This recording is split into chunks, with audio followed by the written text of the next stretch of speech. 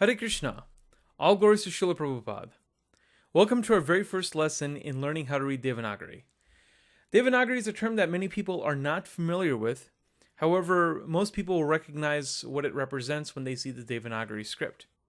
The Devanagari script is the script that's used to write languages such as Hindi and Sanskrit, in addition to other North Indian languages such as Marathi, Nepali, Rajasthani, and Kashmiri, just to name a few.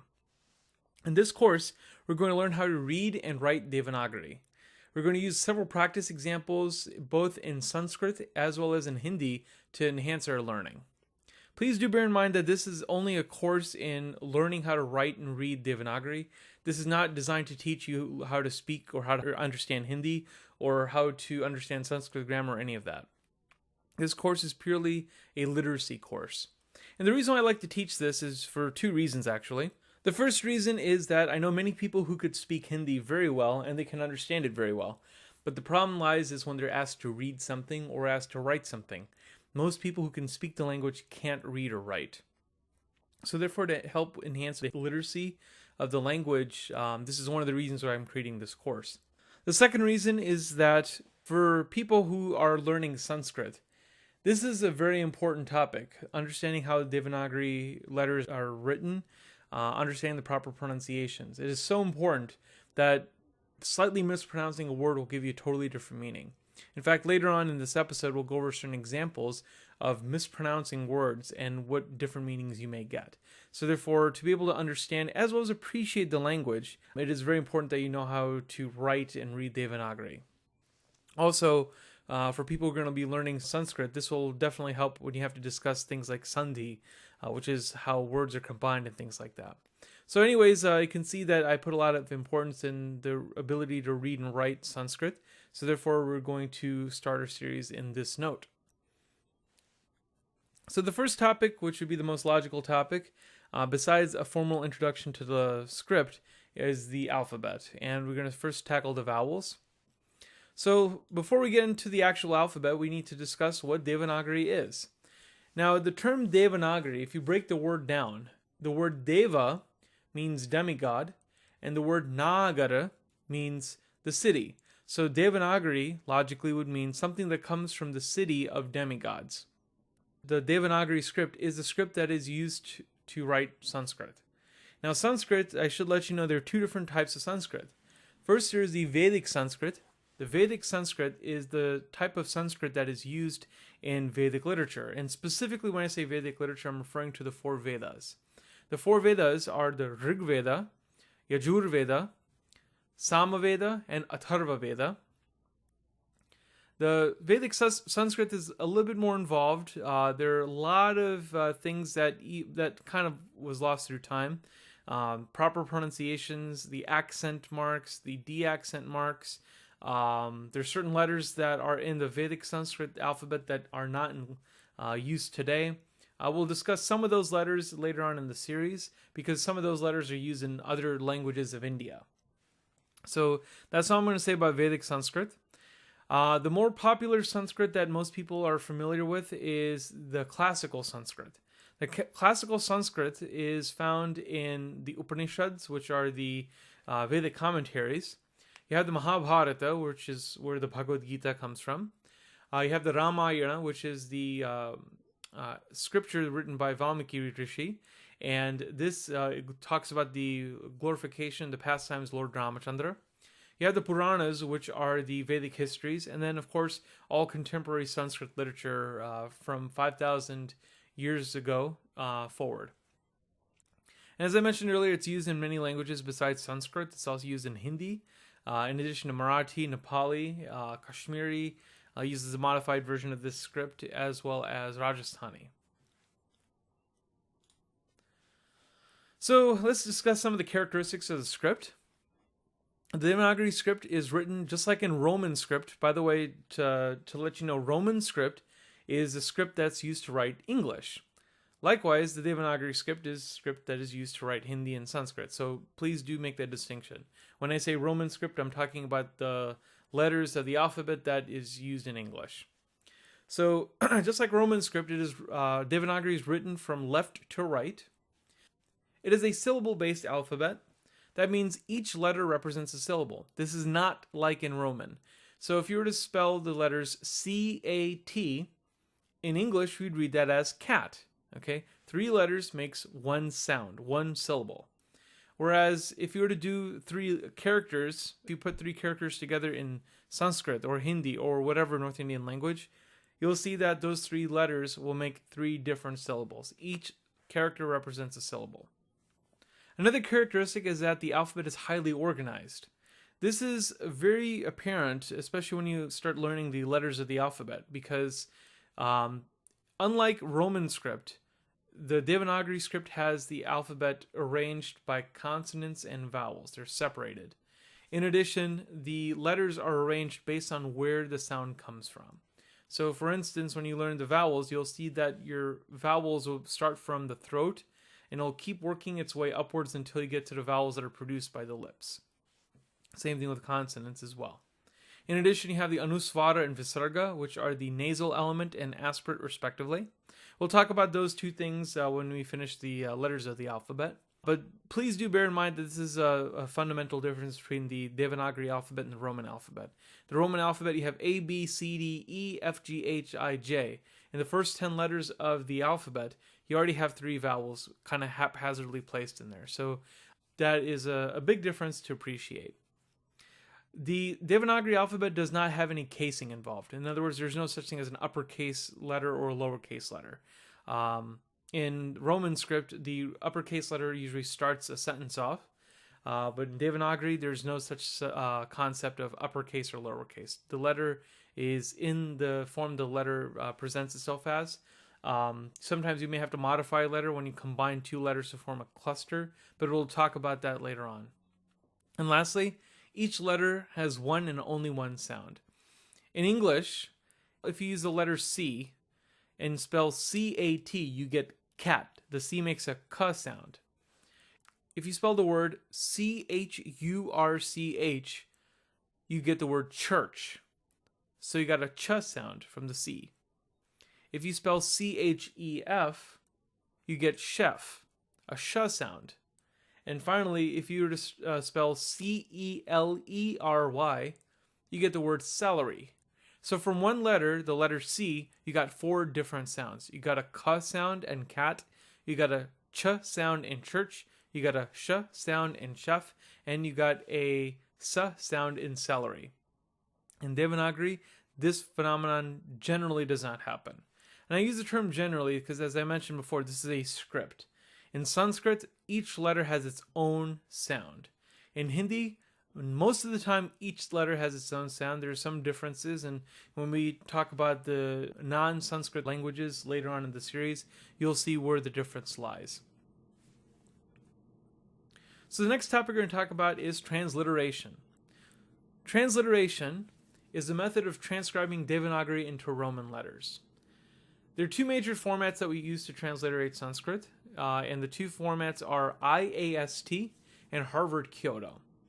And before we talk about the 2 different systems, it is important to understand that proper transliteration is critical. Because if you don't, you may get different words. And here's some examples. The first 3 examples that you see use the letters D-A-S-A.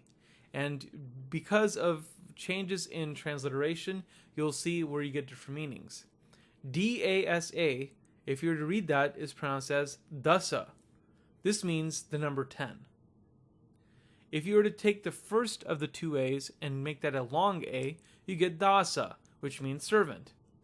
And if you take the last A and make that long, and take the S and put an accent mark on it, you get dasha, which means the state, as in the state of misery, or an emotional state. Looking on to the next example, you'll see that the letters R-A-M-A is used. The first of the 2 in the example set has the long A on the first A. So you get R long A M A. You pronounce that as Rama. This is Lord Ramachandra from the Ramayana. But if you were to take the second part of the example set and put the long A on the last A as opposed to the first, you get R-A-M long A. You get Rama. which is another name for Lakshmi Devi, the consort of Lord Vishnu. And finally, Kr.S.N.A. If you were to pronounce that, you get Krishna, which is the name of Lord Krishna. However, if you were to take the same 5 letters and make the long letter but if you were to take the same 5 letters and make the last A long A, you get Krishna, which is the name for Draupadi, the wife of the Pandavas. So you can clearly see that the diacritic markings and the proper transliteration is critical. So let's talk about the true transliteration schemes. The first is the IAST, or the International Alphabet of Sanskrit Transliteration. This was developed in 1894, and you'll see many academicians and many books and textbooks will actually use this format to transcribe Sanskrit words. It is the most widely accepted format. And the reason why is because it's easily understood and it can be read. And it takes advantage of the fact that it tries to mimic the way the Devanagari alphabet is written. It uses dots, dashes, accent marks on top of letters, on bottom of letters to represent a different sound. But the big downside is that it is difficult to type on a computer or a typewriter. Back in the olden days, people had to do modifications on the page just to get the line or just to get the dot on the top or the bottom of the letter. Fortunately, now with the advent of Unicode, it's not as difficult as it was back in the day, but it certainly requires some degree of effort to be able to get the right diacritic markings on your screen. Bear in mind that diacritical markings are only used to denote Sanskrit. This does not really work with Hindi, Marathi, or other languages. This is of great importance because I manage the website kksongs.org. And if you notice on the website, there are tons of bhajans that are in Sanskrit, which IAST works very nicely for. However, we also have equally tons of bhajans in Bengali, since our website is mainly based on Gaudiya Vaishnavism. With Bengali, you'll see the pronunciation is very different. They also have a few extra letters in their alphabet that's not in Sanskrit. Therefore, the IAST doesn't quite accurately represent the letters of the alphabet in addition to the pronunciation. But because it's considered standard for nearly 50 years, we've been using IAST for Bengali as well. Pronunciation may not be as intuitive by looking at the letters. So for example, if you see C, it will have a CH sound, ch sound, as in cheese. If you see the S.A, that's a retroflex sh sound. And if you see the S accent A, that's a palate-based sh sound. Now, the retroflex and the palate we'll talk more in detail when we get to the sibilance lesson, but you can see that each letter, when you have a diacritic marking, will make a different sound. The next transliteration scheme is a Harvard-Kyoto scheme. Now, this one has the big advantage that there are no diacritical markings. This makes use of the fact that Roman alphabet has uppercase and lowercase letters. Since Devanagari doesn't really make use of any casing, there's no such thing as an uppercase or lowercase ka or anything like that. The casing doesn't make a difference in terms of transliteration. And it works out very nicely because Sanskrit has 13 vowels, 33 consonants, an anusvara, and a visarga. So you have a total of 48 required letters. The Roman alphabet has a total of 26 letters in one case. But if you multiply that by 2, you have 52 available letters for your use. This can be difficult because for those who can read English, I'm not sure about other non-English languages, but when you have letters of mixed casing in between words, it can make it very difficult to read. In addition, this only works for Sanskrit. This will not work for Hindi, for Bengali. With IAST, you can kind of play around to get somewhat an accurate pronunciation of Bengali, but it does not work out with Harvard-Kyoto quite as well. And the pronunciation is less intuitive than IAST. So if you look at the following examples, the first one shows the letters P-A-Z-C-I-M-A. Of course, when you're reading this, you'll probably read this as Paschima or Paschima. However, it's actually pronounced as Paschima. When you learn the alphabet, you'll quickly come to know that there's no Z letter in the Devanagari alphabet. So therefore, since they need a letter to represent the palate sh sound, they use Z for that. Likewise, the next example, undercase J, uppercase A, and A. Of course, if you were to read that, you'd probably read it as jana or jajana. However, it's actually pronounced as jnana because the uppercase J gives like a palate swipe, almost like a nya sound, as in canyon. But it's actually pronounced as jnana. After discussing the basics of the Devanagari script, now we can actually go into the heart of the series, which is the letters of the alphabet.